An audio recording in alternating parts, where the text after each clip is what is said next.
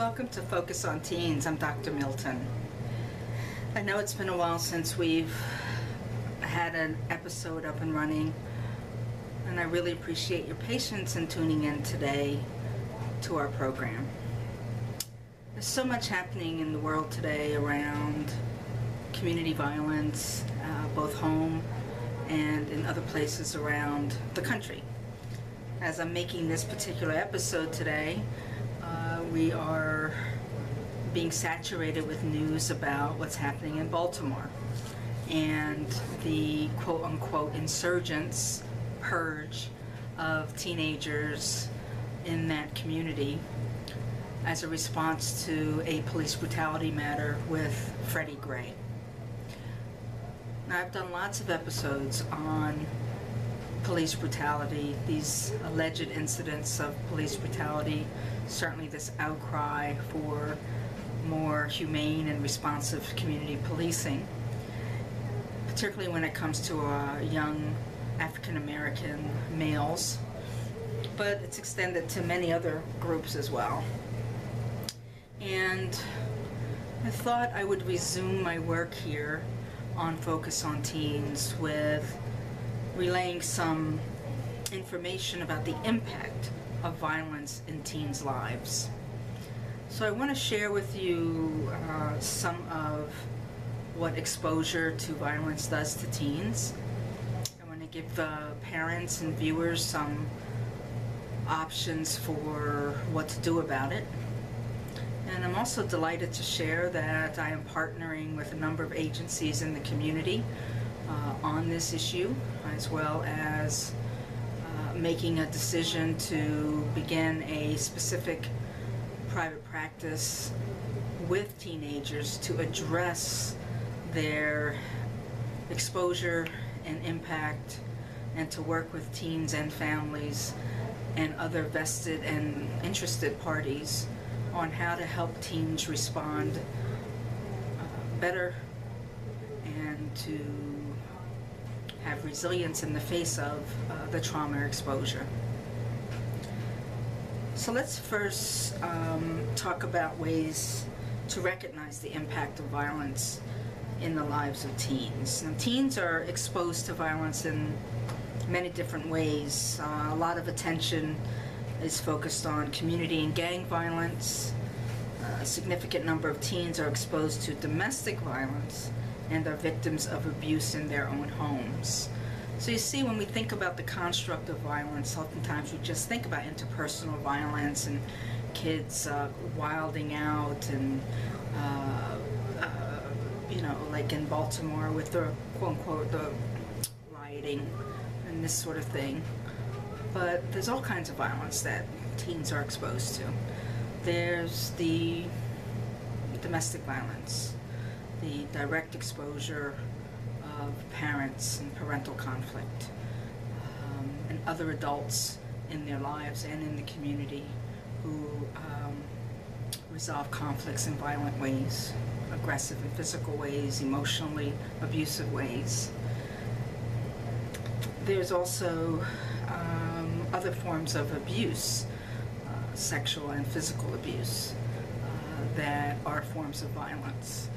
There's a high percentage of young people in our county, probably on par with many other urban communities, of confronting physical abuse, neglect, sexual abuse, as well as domestic violence under their own roof.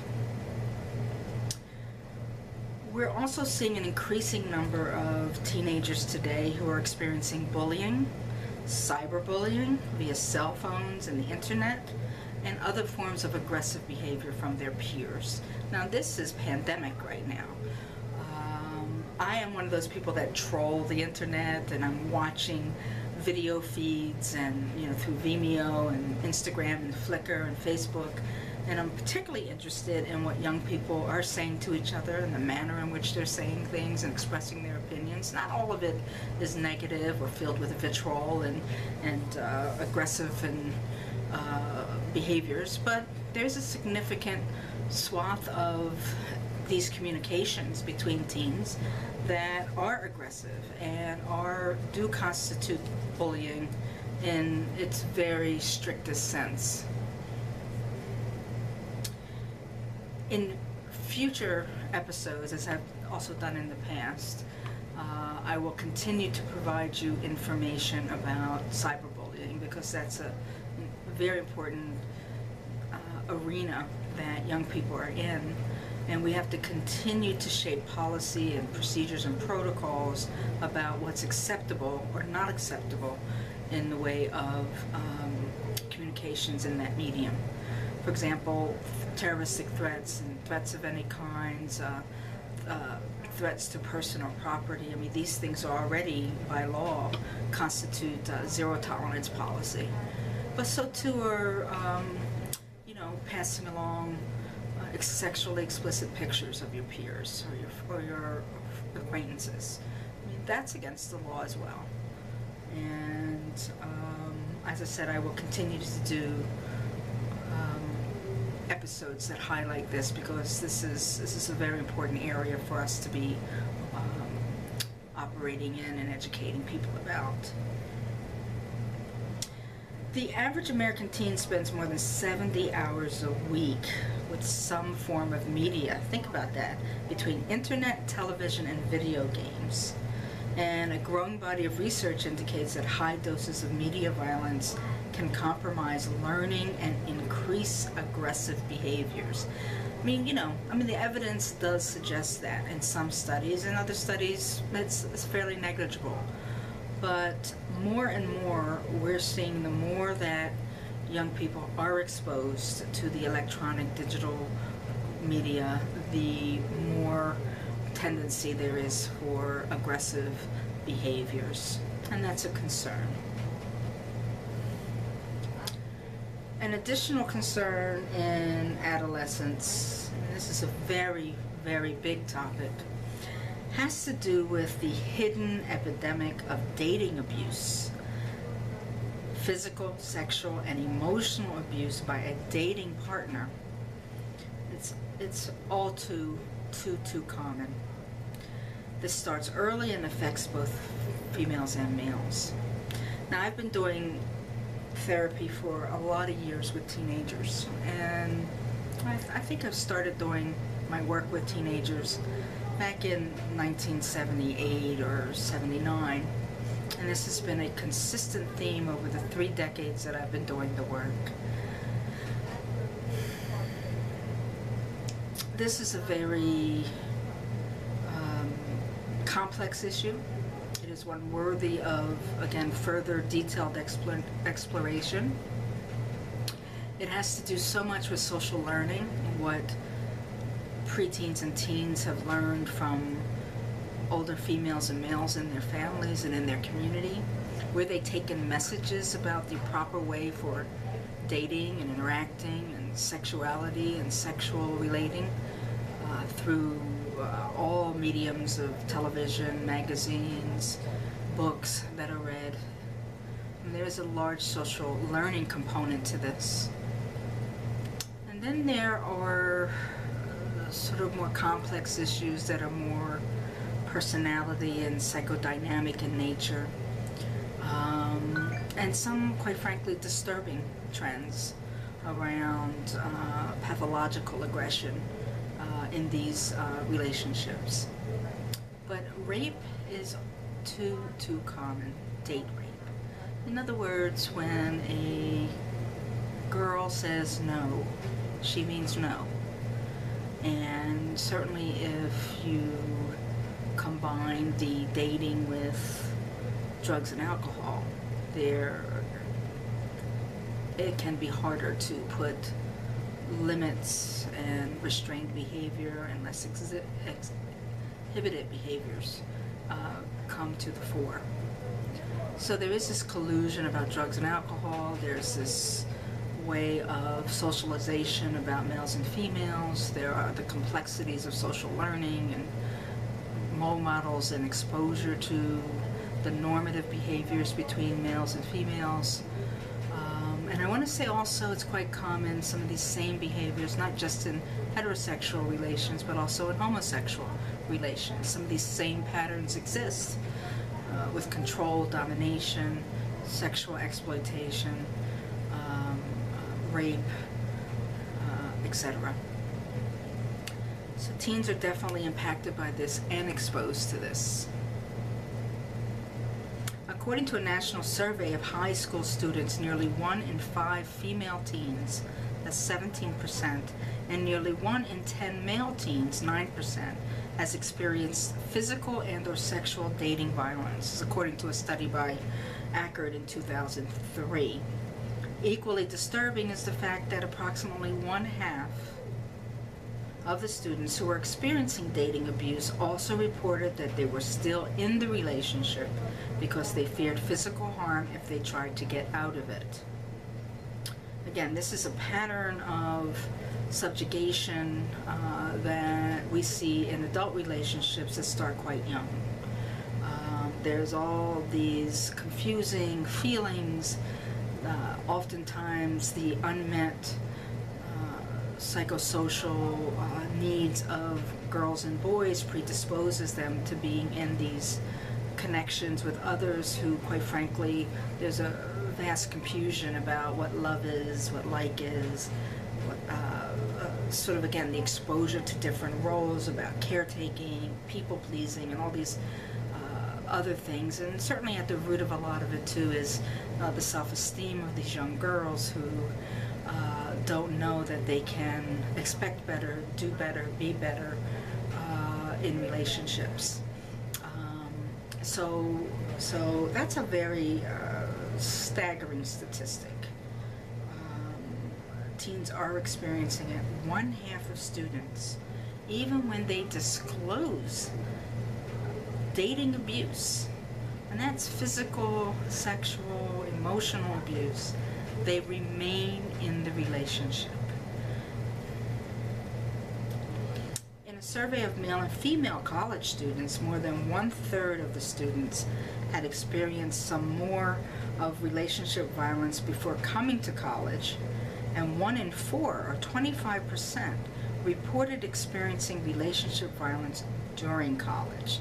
So 35% of students going into college endorse experiencing some form of dating abuse or violence, and then while they're in college, another 25% persistently and continue to experience some form of dating violence during their college year.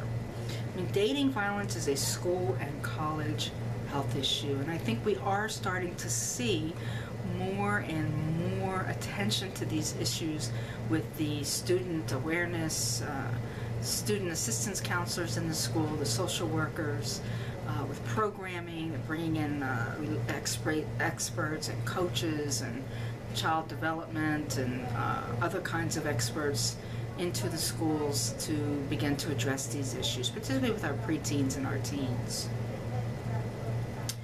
Teens need a predictable and stable environment at home. Let me say that again. They need a predictable and stable environment at home, at school, and in their communities. Predictable and stable.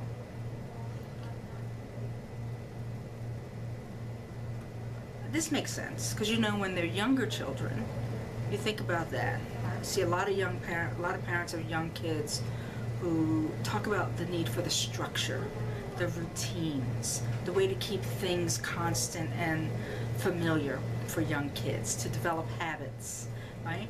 Well, that's true. It does help kids to develop habits, but it's also what it does is it helps to bring in a feeling of security, that predictability, that knowing that this time every day this happens, that if I do this, this happens.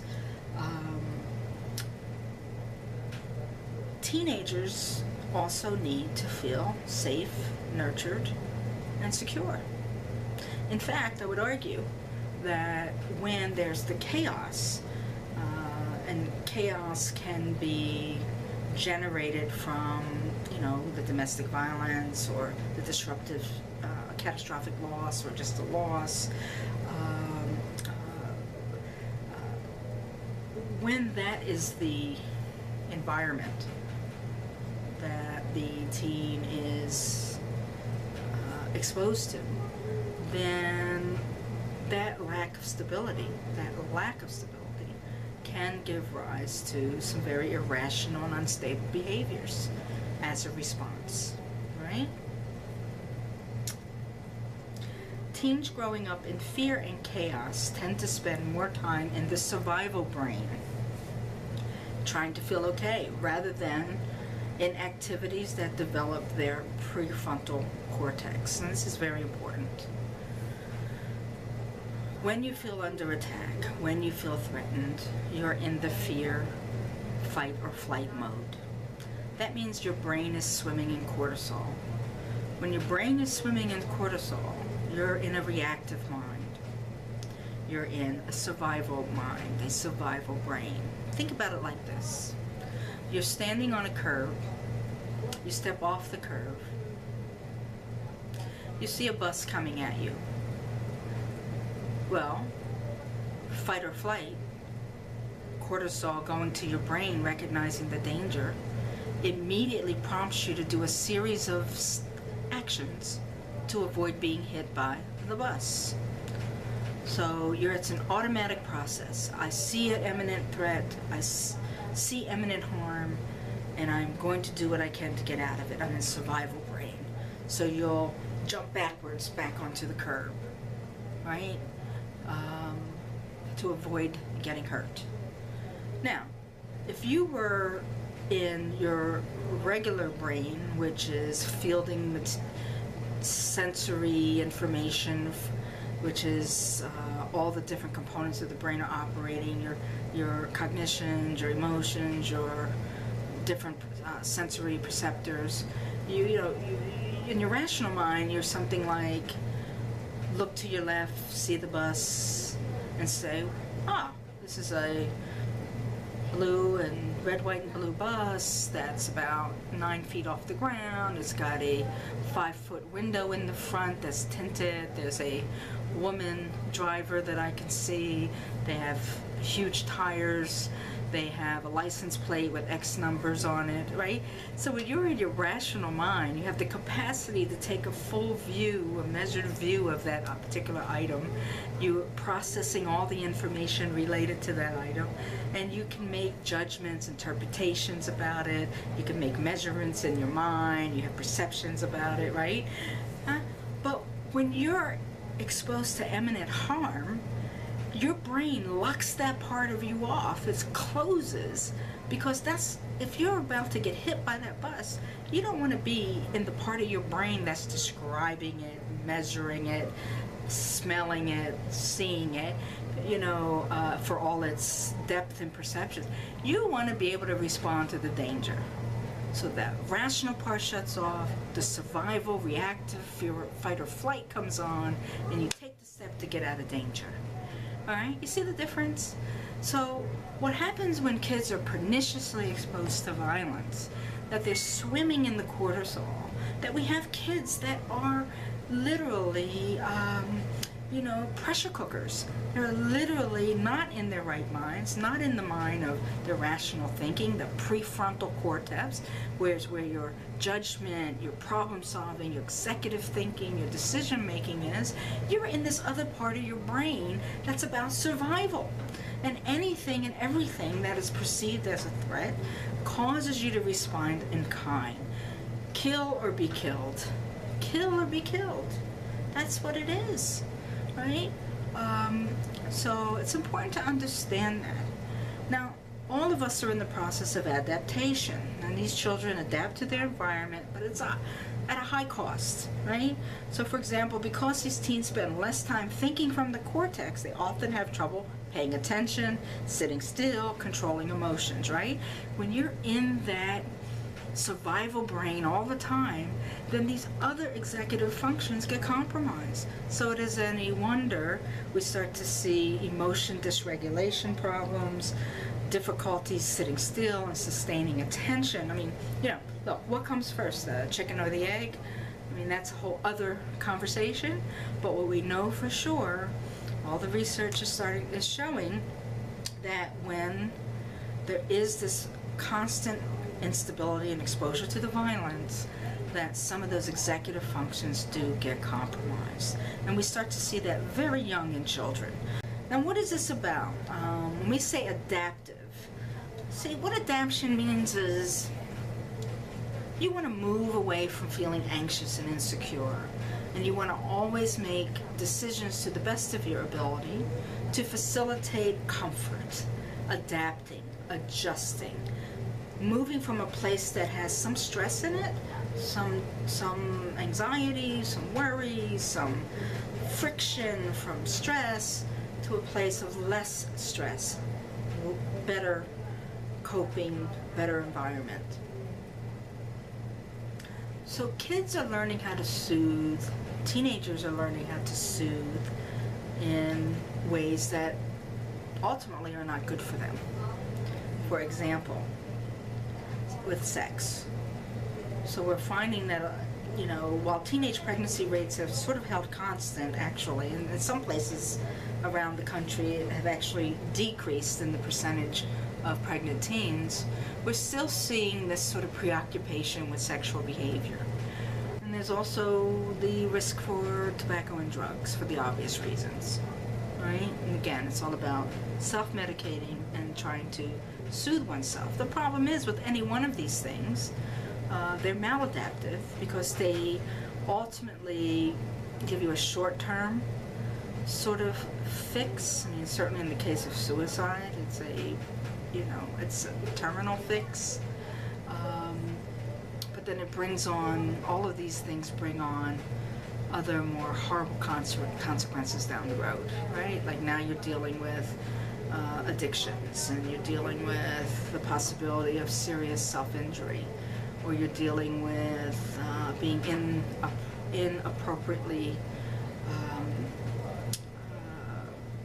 skilled and prepared to manage the life of a young person, a baby, and you put the baby at risk for years and years and years and years of challenges and difficulty,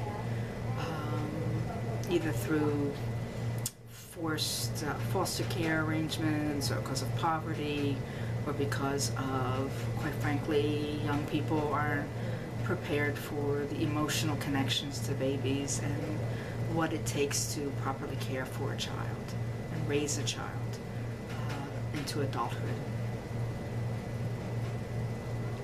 So as you can see, there's a tremendous amount of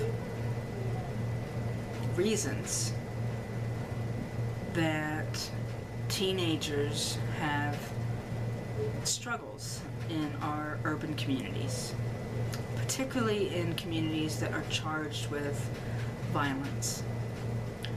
And because of exposure to other incidents of violence around the country and world, where the world is literally, and the information about what's happening in the world is at our fingertips through our phones, on the internet, it feels as if we can, the world is small.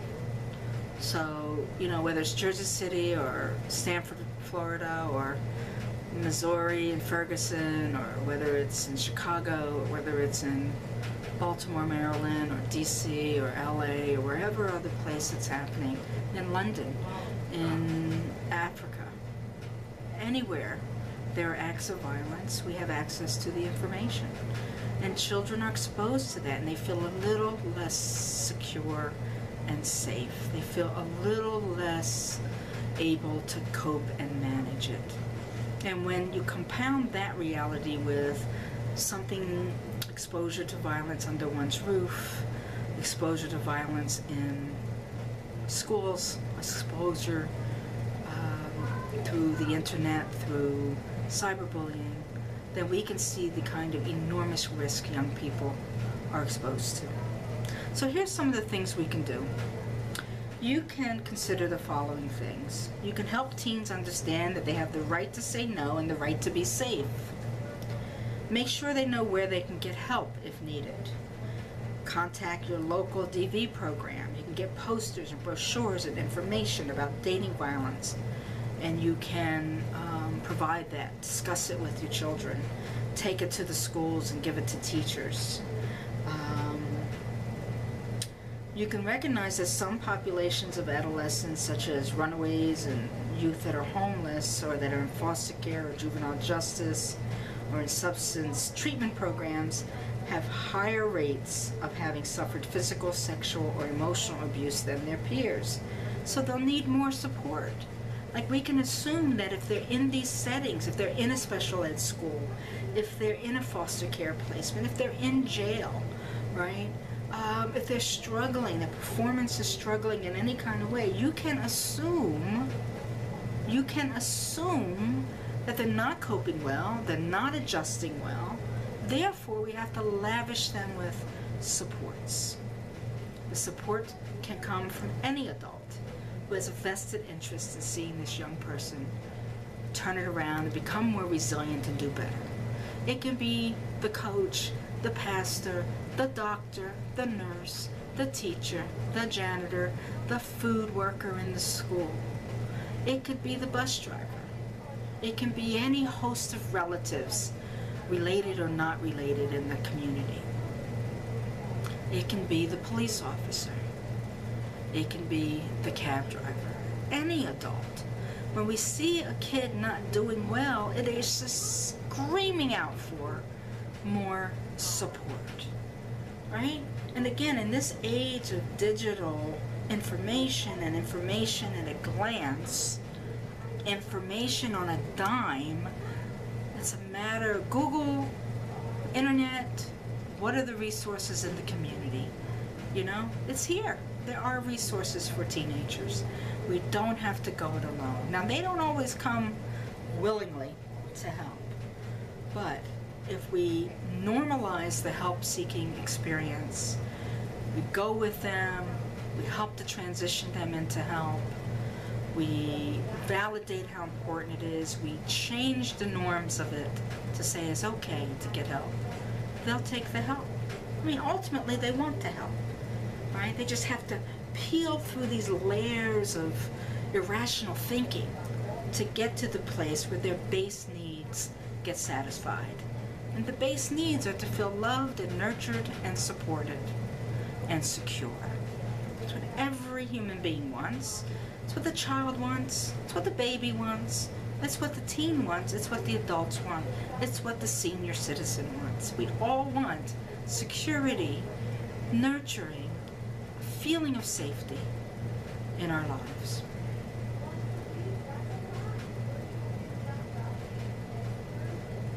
Look, I've said this time and time again, and I'll end with this. It's a no-brainer. Teenagers are not adults yet. They have a lot more emotional growing to do. When they're saturated with exposure to violence, it just means we have to dig in, dig harder to connect with them so we can find out what help they need. We have to stay connected to the teens. We have to stay connected for lots of reasons, the biggest of which is to show them they are loved and to help to continue to guide them so that they have more positive and more appropriate adapting to the stressors happening in their life. They can adapt better, but they need our help. I appreciate you checking in with Focus on Teens. I so welcome feedback for the things that we discuss here in our forum. Check out the credits so you'll know my email and you can get my phone number.